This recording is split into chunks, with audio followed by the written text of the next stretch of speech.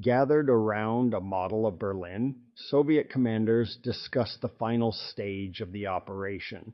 New resources were arriving at the Oder Line: equipment, aircraft, artillery, and supplies. Everything pointed to one thing: the decisive moment was approaching.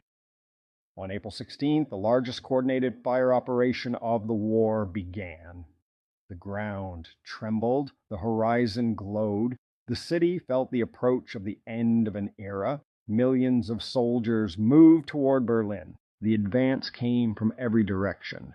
There was only one objective: the government district of the city.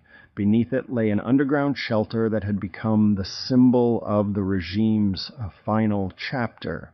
The forces moved forward step by step, street by street. Every meter was difficult. The city was slowly closing into a tightening circle. The leadership demanded that the ring be fully sealed so that the final chapter of the war in Europe would be decided here. Berlin was becoming the center of a historic turning point. Despite the power of technology, the decisive role belonged to ordinary soldiers.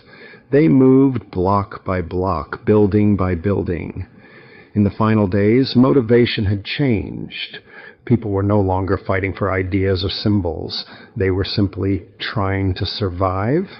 The circle around the government bunker gradually closed. Inside, plans were still being made that no longer reflected reality. Leaders abandoned their posts. The system was collapsing from within. April 30th became a moment that changed history forever. In the underground shelter, an entire era came to an end. That same day, troops reached the key points of the city. When the flag was raised over the Reichstag, it was not just a symbol of military success. It marked the end of the most destructive war in European history. Writer Vasily Grossman later wrote, "I felt the need to call out to those brothers in arms who remained in the earth of many lands. Comrades, can you hear us? We made it."